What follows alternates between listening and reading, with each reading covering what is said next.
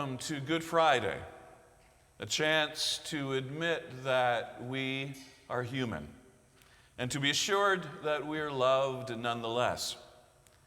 Good Friday is an invitation to reflect on our human failings, to give it up and to let it go. Everyone has something that needs forgiving, because everyone has something that we are human about. You usually hear the sermon after the scripture reading, but not always. Today, the sermon comes before the scripture to prepare us for hearing echoes of ourselves in first the story about Peter and then Jesus' suffering. And if we can hear those echoes, then we'll be in a humble headspace and heart space to hear the story of Jesus' suffering and death. And I add also, it's a reminder for us to hear these stories and avoid anti-Semitism, remembering that Jesus is a Jew, that the disciples are Jews, that Jesus and the disciples are wrestling with religious and political factions within their own Jewish culture, so that we do not commit the same crime that the Christian church has done so often in these past 2,000 years of generalizing from that particular fact to an anti-Jewish sentiment. So we are about to hear about Peter denying Jesus. Peter reminds us of our humanity by being contrasted to Jesus. Mark's writing, and he uses this literary device of contrast. Jesus' courage and fear beside Peter's assumed courage and resulting fear. So listen when you hear it to these similarities and differences. Peter and Jesus are being questioned and interrogated. Jesus is asked, "Are you the Messiah?" which is a "who are you" question. And he answers, "I am." Peter's asked, "Are you with Jesus?" which is an "I am" question. And his answer is, "I am not." Jesus takes his humanity in one direction, and we follow Peter in a different direction.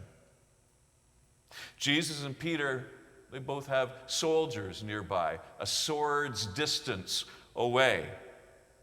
When Jesus says, "I am the Messiah," the guards, they move at him and they beat him. And Peter says, "I am not a follower of Jesus." He moves away from the guards, obviously afraid of being arrested, beaten, perhaps killed. Again, Jesus takes his humanity in one direction, and we follow Peter in the other direction. So this story of Peter's denial, it reminds us of our shortcomings. That like Peter, we make promises that we can't keep.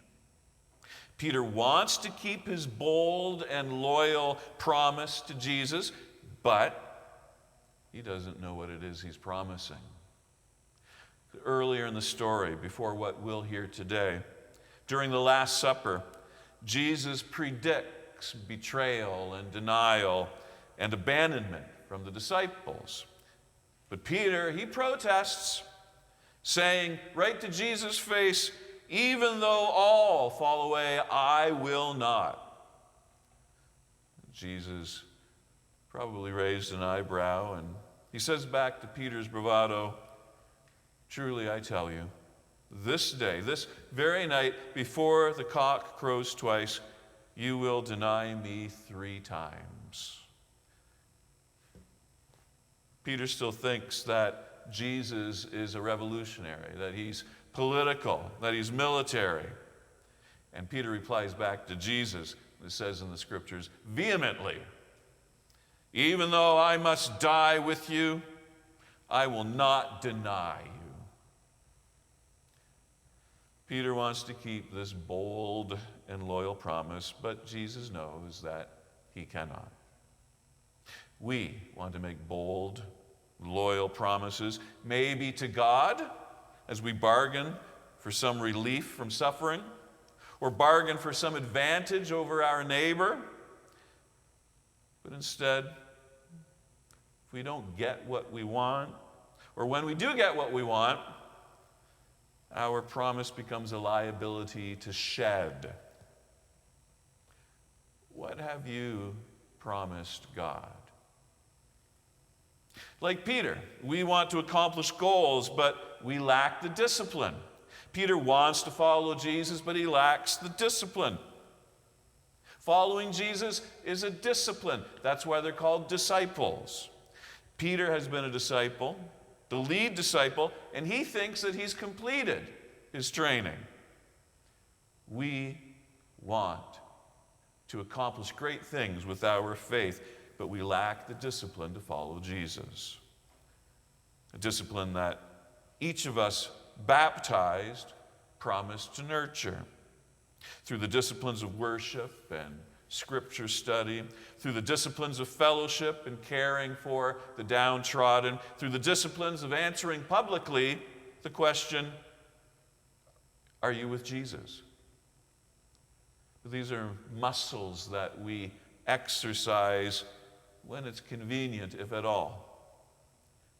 What discipline do you need to exercise to strengthen yourself as a follower of Jesus? Like Peter, we want to be understood, but we fail to understand others. Peter wants the servant girl to stop calling him out, to understand him, to stop placing him at risk. Peter's thinking, don't you understand me? Don't you know the harm that you could cause me? Peter doesn't attempt to be understood or to understand. Instead, he plays dumb. He says, I do not know or understand what you are talking about.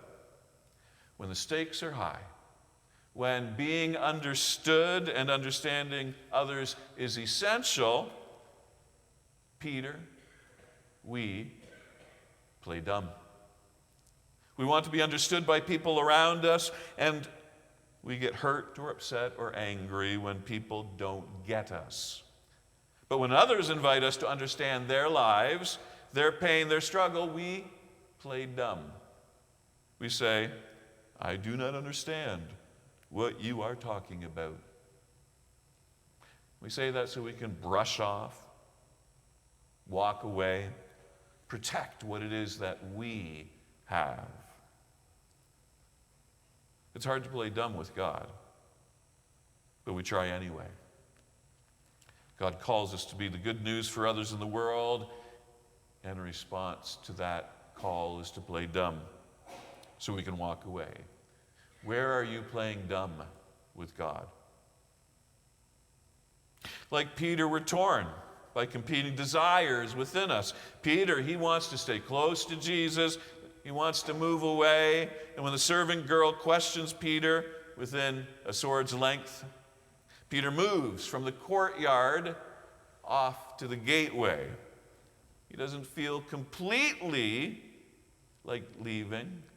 He's torn. He still wants to stay, even though every bone in his body is saying, run away.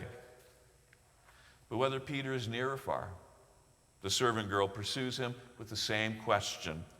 Who are you? Are you a follower of Jesus? Following Jesus helped Peter to prioritize his competing desires. Following Jesus helps us to prioritize our competing desires. But now, apart from Jesus, Peter's priorities default back to self-preservation. We are torn. We want to stay, we want to go, and then we want to stay again. We want safety, then we want risk. We want love, and then we want lust. We want justice, and then we want compromise. Following Jesus helps us to prioritize those competing desires. Jesus helps us to follow a path from our default of self-preservation. Is God corralling your passion, your commitment for something greater than just yourself? Let me end with this. Like Peter, we search for meaning and purpose in the wrong places. Peter wants Jesus to be a revolutionary, something political, something military. In other words, Peter wants Jesus to grab power. But it doesn't occur to Peter that Jesus' power is from emptying himself, letting go of power, being emptied. That's what happens on the cross. In our game of hide and seek with the world, we hide our vulnerability and we seek power. So is it any wonder that, like Peter, we stop following Jesus at this point in the story? And the cock crows, and we break down, and we weep. Let's listen to Peter's story, which is our story.